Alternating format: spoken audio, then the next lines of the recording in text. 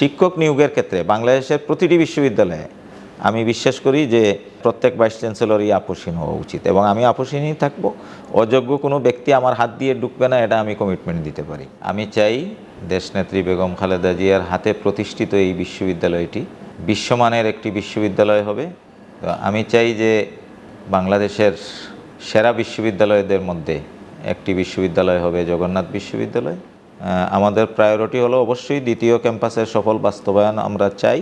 আমাদের প্রধানমন্ত্রী জনাব তারেক রহমানের নেতৃত্বে আমাদের গবেষণা সমৃদ্ধ হবে। যে অনেক ধন্যবাদ ডেইলি ক্যাম্পাসকে। জগন্নাথ বিশ্ববিদ্যালয়ে আমি 2008 সালে যোগদান করেছি। জগন্নাথ বিশ্ববিদ্যালয় 2005 সালে বেগম খালেদা জিয়ার মাধ্যমেই প্রতিষ্ঠিত হয়েছে, সংসদে আইন পাশের মাধ্যমে। তো এই বিশ্ববিদ্যালয় নিয়ে আমার স্বপ্ন অত্যন্ত আকাশচুম্বী। আমি চাই দেশনেত্রী বেগম খালেদা জিয়ার হাতে প্রতিষ্ঠিত এই বিশ্ববিদ্যালয়টি বিশ্বমানের একটি বিশ্ববিদ্যালয় হবে শিক্ষা এবং গবেষণার ক্ষেত্রে। এবং ঢাকা বিশ্ববিদ্যালয় যেহেতু ঢাকার বুকে অবস্থিত, এটাও ঢাকার বুকে অবস্থিত। তো আমি চাই যে বাংলাদেশের সেরা বিশ্ববিদ্যালয়দের মধ্যে একটি বিশ্ববিদ্যালয় হবে জগন্নাথ বিশ্ববিদ্যালয়, যে বিশ্ববিদ্যালয়ের শিক্ষার্থীরা তাদের শিক্ষা এবং গবেষণায় অবদান রাখবে, জাতি গঠনে অবদান রাখবে, এবং যে ধারাবাহিকতা 1952-এর ভাষা আন্দোলনে জগন্নাথ বিশ্ববিদ্যালয়ের রফিক শাহাদত বরণ করেছে, 71-এ এই বিশ্ববিদ্যালয়ের শিক্ষার্থীদের গৌরবোজ্জ্বল ভূমিকা রয়েছে, 90-এর স্বৈরাচার বিরোধী আন্দোলনে রয়েছে, এবং সর্বশেষ জুলাই 2024-এর গণ অভ্যুত্থান, সেই অভ্যুত্থানে এই বিশ্ববিদ্যালয়ের শিক্ষার্থীরা যে গৌরবোজ্জ্বল ভূমিকা রেখেছে। ঢাকা বিশ্ববিদ্যালয়ে যখন বৈষম্য বিরোধী আন্দোলনে ব্যারিকেড দিয়েছিল ছাত্রলীগ, জগন্নাথের মিছিল গিয়েই সেটা আসলে ভেঙেছে, না হয়তো সেটা সম্ভব হতো না। আমাদের শিক্ষার্থী শহীদ ইকরামুল হক সাজিদ শাহাদত বরণ করেছে। তো প্রতিটি ক্ষেত্রে জাতীয় পর্যায়ে এই জগন্নাথ বিশ্ববিদ্যালয়ে যেভাবে ভূমিকা রাখে, আমরা যদি ছাত্রদলের রাজনৈতিক ইতিহাস পর্যালোচনা করি, ছাত্রলীগের রাজনৈতিক ইতিহাস পর্যালোচনা করি, তো সেখানেও আমরা দেখতে পাই যে জগন্নাথ বিশ্ববিদ্যালয়ের শিক্ষার্থী যারা, তাদের ভূমিকা অনেক ক্ষেত্রেই কিন্তু ঢাকা বিশ্ববিদ্যালয়ের চেয়েও বেশি থাকে, কিন্তু মূল্যায়নের দিক থেকে কিন্তু জগন্নাথ বিশ্ববিদ্যালয় আর সেই মূল্যায়নটা পায় না। তো আমার স্বপ্ন হলো যে জগন্নাথ বিশ্ববিদ্যালয়ের শিক্ষার্থীরা যারা জাতীয় পর্যায়ে অনেক কষ্ট স্বীকার করে, বাট ত্যাগের ক্ষেত্রে, স্বীকৃতির ক্ষেত্রে কিন্তু তারা সেই স্বীকৃতিটা পায় না, তারা জাতীয় পর্যায়ে সেই স্বীকৃতি পাবে। এবং আমার স্বপ্ন হলো যে জগন্নাথ বিশ্ববিদ্যালয় যেহেতু একটি বিশ্ববিদ্যালয়, এই বিশ্ববিদ্যালয়ের শিক্ষা এবং গবেষণার ক্ষেত্রে, শিক্ষার্থীদের সুযোগ সুবিধার ক্ষেত্রে, শিক্ষকদের বিশ্ব র্যাঙ্কিংয়ের ক্ষেত্রে সবাইকে ছাড়িয়ে যাবে। সেটা হয়তো সময় সাপেক্ষ, কিন্তু আমি বিশ্বাস করি যে একদিন আমার সেই স্বপ্ন বাস্তবায়িত হবে। এবং সেই স্বপ্ন বাস্তবায়নের জন্যই আমরা প্রথম দিন থেকে, বিশেষত আমি ভাইস চ্যান্সেলর হওয়ার পরে আমি কাজ শুরু করেছি। সফলতা হয়তোবা আল্লাহ রাব্বুল আলামিন প্রদান করবেন, আমরা চেষ্টা করে যাব এবং সবাইকে নিয়েই চেষ্টাটা করে যাব। জগন্নাথ বিশ্ববিদ্যালয়ের শিক্ষক এবং শিক্ষার্থীরা আমরা আসলেই অনেকটা হতভাগা। 2005 সালে এই বিশ্ববিদ্যালয়টি প্রতিষ্ঠিত হয়েছে। আমরা দেখেছি যে সমসাময়িক সময়ে বরিশাল বিশ্ববিদ্যালয়, কুমিল্লা বিশ্ববিদ্যালয়, আরও অনেকগুলো বিশ্ববিদ্যালয় প্রতিষ্ঠিত হয়েছে। ওই বিশ্ববিদ্যালয়গুলো তাদের শিক্ষার্থীদের জন্য অনেকগুলো হলের ব্যবস্থা করেছে। একমাত্র বিশ্ববিদ্যালয় যে জগন্নাথে আমার শিক্ষার্থীদের জন্য একটি হলও নির্মাণ হয়নি। তার পরিপ্রেক্ষিতে যমুনা আন্দোলন হয়েছে কিছুদিন পূর্বে, আপনারা দেখেছেন। এবং আপনি যে প্রশ্নটি করেছেন যে কেরানীগঞ্জে আমাদের যে ক্যাম্পাস, দ্বিতীয় ক্যাম্পাস, আমরা যেটাকে দ্বিতীয় ক্যাম্পাস বলি, তো এটি ছিল আসলে বিগত 15-16 বৎসরের যে ফেসিবাদ আমাদের উপরে ছিল, এটা ফেসিবাদী একটা মনোভাবের বহিঃপ্রকাশ। তার কারণ হলো এই বিশ্ববিদ্যালয়টি যেহেতু বেগম খালেদা জিয়া প্রতিষ্ঠা করেছিলেন, হয়তোবা ওই সময়কার সরকার মনে করেছিল যে এটাকে নির্বাসনে পাঠানো উচিত। তো যার কারণে কেরানীগঞ্জের ওই জায়গাটাতে আমাদের কিছু জায়গা অধিগ্রহণ করে দিয়েছে এবং একটি ক্যাম্পাসের ব্যবস্থাপনা বা বাস্তবায়নের জন্য নির্দেশনা সেটা সরকার থেকে এসেছে। তো কাজের কাজ আসলে তো ওখানে কিছুই হয়নি, এটা আপনারাও জানেন, সারা দেশের মানুষ জানে। এখনও সেখানে অবকাঠামোগত তেমন উন্নয়ন হয়নি, মাটি ভরাটের কাজই এখনও শেষ হয়নি। তো এই দৃষ্টিকোণ থেকে আমাদের এই ক্যাম্পাস, আমাদের প্রায়োরিটি হলো অবশ্যই দ্বিতীয় ক্যাম্পাসের সফল বাস্তবায়ন আমরা চাই, এবং এই ক্যাম্পাস এটা আমাদের প্রথম ক্যাম্পাস হিসেবে থাকবে এবং এটা আমাদের ইতিহাস এবং ঐতিহ্যের অংশ। এইটারও উন্নয়ন কাজ আমাদের ত্বরান্বিত করতে হবে। আর যেটুকু আপনি বলেছেন যে ফার্স্ট ফেজের যে কাজটা সেনাবাহিনীর হাতে দেয়া হয়েছে, এটা আমাদের শিক্ষক সমিতি, আমি তখন সাধারণ সম্পাদক ছিলাম, আমাদের সবার চাওয়ার প্রেক্ষিতেই সেটা দেয়া হয়েছে এবং তার মেয়াদ কিন্তু আগামী ডিসেম্বরে শেষ হবে। তো আজকে এটা নিয়ে আমি আমার সকল ছাত্র সংগঠন এবং সাংবাদিক যারা আছে কর্মরত এই বিশ্ববিদ্যালয়ে সবাইকে নিয়ে আমি মতবিনিময়ে বসেছিলাম। আমি আমার হিসাব বিভাগ থেকে যে হিসাবটা পেয়েছি, প্রায় 64 কোটি টাকার মতো অলরেডি সেনাবাহিনীকে হস্তান্তর করা হয়েছে। তো আদৌ কতদূর কাজ বাস্তবায়িত হয়েছে আমরা ফিল্ড লেভেলে গিয়ে সেটা দেখব, এবং দুটো হলের কাজ এখানে অলরেডি নির্মাণাধীন আছে। তো সেটা তো ডিসেম্বরের 30 তারিখেই আশা করি শেষ হওয়ার কথা, যেহেতু এই মেয়াদটা এখানে শেষ হবে এবং চতুর্থবারের মতো সেই মেয়াদ নাকি বৃদ্ধি করা হয়েছে আমি যেটুকু জেনেছি। তো আমরা সেখানে এক মুহূর্ত কাল বিলম্ব করব না, এবং সেনাবাহিনীর যারা আছেন আমি তাদের সাথেও ইনশাল্লাহ বসবো, এবং আমি আশা করি যে আমরা এক মুহূর্ত যদি নষ্ট না করি তাহলে খুব দ্রুত আমরা আমাদের সফল বাস্তবায়নের দিকে আগাবো। আর দ্বিতীয় যে বিষয়টি আপনি বলেছেন যে হল উদ্ধারের বিষয়, এইটা তো বাস্তবতা, সবাই জানে যে জগন্নাথ কলেজের অনেকগুলো হল ছিল এবং সেখানে ছাত্ররা থাকতো। তো সেই হলগুলো কালের আবর্তে কিন্তু সেগুলা বেদখল হয়ে গিয়েছে। তো সেই হলগুলো বেদখল হয়ে গিয়েছে, কারা দখল করেছে সেটা নিয়ে 2014 সালে একটি হল উদ্ধার আন্দোলন হয়েছিল, আমি সেখানে নেতৃত্ব দিয়েছিলাম। তো আমরা দেখেছি যে ওই সময়কার যারা সরকার দলীয় লোক ছিল তাদের দখলেই অনেকগুলো ছিল।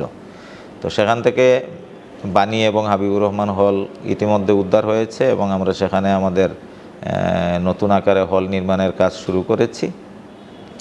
এবং এইটার জন্য আমি সমিতির সভাপতি থাকা অবস্থায় তৎকালীন মাননীয় সংসদ সদস্য পদপ্রার্থী ছিলেন, আমি তাৎক্ষণিকই তার সাথে বসে তার একটা কমিটমেন্ট আদায় করার চেষ্টা করেছি যে আপনি নির্বাচিত হলে, যেহেতু আপনি স্থানীয় সংসদ সদস্য, আপনি আমাদের ওই হলগুলো উদ্ধার করার ব্যবস্থা করে দিবেন, বিকজ আপনি এখানকার ছাত্র ছিলেন এবং আপনি সবচেয়ে ভালো জানেন যে হলগুলো কোথায় ছিল এবং কিভাবে ছিল। তো উনি সেই কমিটমেন্টটা অলরেডি করেছেন। সংসদ সদস্য নির্বাচিত হওয়ার পরে আমি এবারের ইফতার মাহফিলে ওনাকে চিফ গেস্ট করে নিয়ে এসেছিলাম, আর সেখানে আবার ওই দাবিটি আমি উত্থাপন করেছি। এবং আমি ভাইস চ্যান্সেলর হওয়ার পরে সর্বপ্রথম দিনই আমি আবার ওনাকে স্মরণ করিয়ে দিয়েছি যে আপনি কিন্তু কমিটেড আমাদের বেদখলকৃত হলগুলো উদ্ধার করার জন্য, আপনি সহযোগিতা করবেন। এবং গত রাত্রে সর্বশেষ ওনার সাথে আমার কথা হয়েছে, উনি 2-1 দিনের মধ্যেই সেই হলগুলো ভিজিটে যাবেন আমাকে নিয়ে, উনি আশ্বস্ত করেছেন। আমাদের সমাবর্তন খুব দ্রুতই হওয়া দরকার, এইটা নিয়ে আমাদের একটু মিশ্র প্রতিক্রিয়া বিদ্যমান আছে আমাদের শিক্ষার্থী, শিক্ষক এবং বিশ্ববিদ্যালয় পরিমণ্ডলে। তো আমরা আশা করি সেই প্রতিক্রিয়াকে ওভারকাম করে খুব দ্রুতই ইনশাল্লাহ আমরা দ্বিতীয় সমাবর্তনের দিকে আগাবো, এবং আজকে সেটা আমরা আলোচনা করেছি আমাদের মতবিনিময় সভায়, এবং ইনশাল্লাহ আগামী একাডেমিক কাউন্সিলেই আমরা দ্বিতীয় সমাবর্তন সফলের জন্য আনুষঙ্গিক যে কমিটিগুলো গঠন করার দরকার সেদিকে আগাবো, এবং সরকারের উচ্চ মহলে আমি ইনশাল্লাহ যোগাযোগ করব। আশা করি যে সেটা খুব দ্রুত সময়ের মধ্যেই বাস্তবায়ন করা সম্ভব হবে। আর কবি নজরুল হলের বিষয়ে যেটা বলেছেন, আমি যেটুকু জানি যে সেখানে বেশ কিছু পুলিশ বর্তমানে থাকে এবং ওনারা ওইটাকে তাদের জমি হিসাবে দাবি করছে। তা আমি ভাইস চ্যান্সেলর হওয়ার পরে আমি আমার স্টেটকে অলরেডি ইতিমধ্যে ডেকেছি গতকালকেই, এবং ডেকে সবগুলো কাগজপত্র সেগুলো আমার কাছে নিয়ে আসার জন্য আমি বলেছি। আমি আগে আমার ধারণাটা ক্লিয়ার করব যে কোনটা কী অবস্থায়, কী কাগজপাতি আমাদের কাছে আছে, এরপরে আমি দ্বিপাক্ষিক বার্গেনিংয়ে যাব। এবং আমি বিশ্বাস করি যে জগন্নাথ বিশ্ববিদ্যালয়ের যদি মিনিমাম কোনো সম্পদ কারো দখলে থাকে, তা আমি তো এখানে নতুন ভাইস চ্যান্সেলর হয়ে আসছি বিষয়টি এমন না।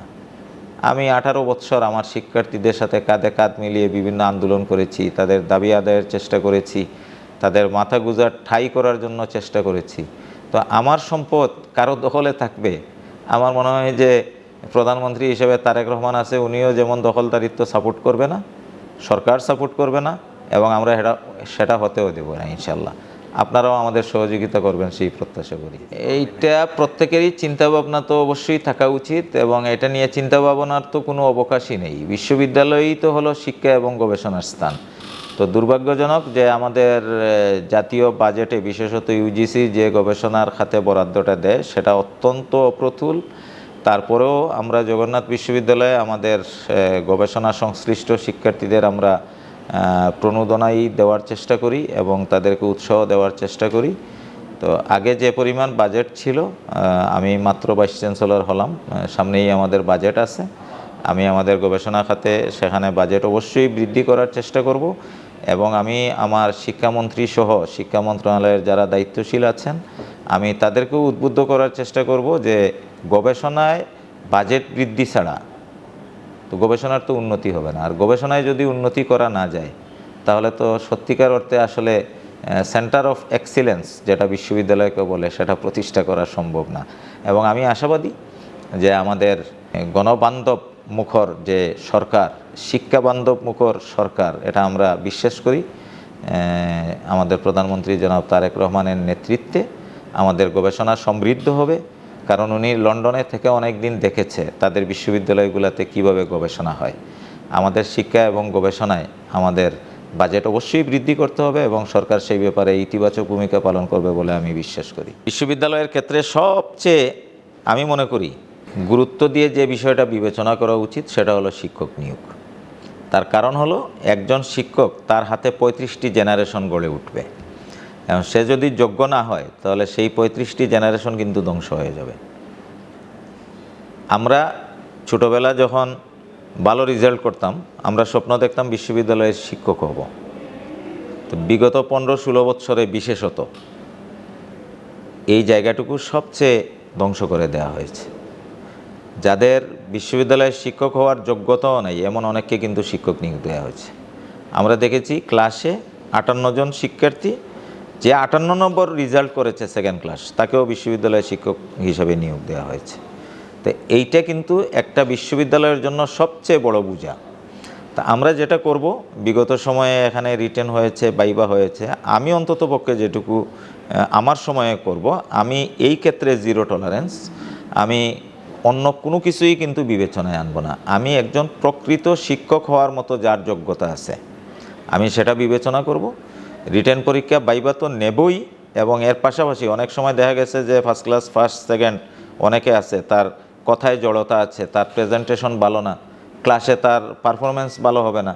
তা আমি সেখানে ডেমো সিস্টেমও অলরেডি চালু করব, এবং আমি আমার যারা আছে যারা এখানে প্রভাব বিস্তার করতে পারে তাদের প্রত্যেককেই কনভিন্স করার চেষ্টা করব যে অন্ততপক্ষে এই জায়গাটুকু যেন আমরা কেউ মানে সেখানে রাজনীতিকরণের চেষ্টা না করি। তার কারণ এটা সম্পূর্ণ একটা আমানত, কারণ এই আমানত যদি আমরা রক্ষা করতে না পারি আমাদের জাতি কখনো আগাবে না, বিশ্ববিদ্যালয় তো আগাবেই না। আর জগন্নাথ বিশ্ববিদ্যালয়ের শিক্ষার্থী আমরা এর আগে দেখেছি, আওয়ামী লীগের অনেক ভাইস চ্যান্সেলর এখানে ছিল, ওনারা তাদের প্রতিষ্ঠানের শিক্ষার্থী নিয়োগ দেয়। কেন নিয়োগ দেয়? কারণ তাদের সাথে তাদের সম্পর্ক আছে। এবং আমি ডিন থাকা অবস্থায় মরহুম ইমদাদুল হক স্যারকে আমি শ্রদ্ধাভরে স্মরণ করি। ওনার সাথে আমার অত্যন্ত ভালো সম্পর্ক থাকার পরেও আমি যখন জগন্নাথের শিক্ষার্থীদেরকে প্রাধান্য দিতে গিয়েছি এবং আইআরের একটি বোর্ডে আমি সেখানে অলরেডি আমাদের এবাদুল হক চান সাহেব, যিনি এখন সাসপেন্ড অবস্থায় আছেন, সহ আরও অনেকেই যখন ছিল, এই বিষয় নিয়ে যখন আমি অলরেডি বার্গেনিংয়ে গিয়েছি যে জগন্নাথের শিক্ষার্থীকে প্রাধান্য দিতে হবে, এবং শেষ পর্যন্ত একজন নিয়োগও হয়েছিল জগন্নাথের আমার বার্গেনিংয়ের কারণে। তো পরবর্তীতে যে আর 3-4টি বোর্ড ছিল উনি প্রত্যেকটা বোর্ড কিন্তু স্থগিত করে দিয়েছে।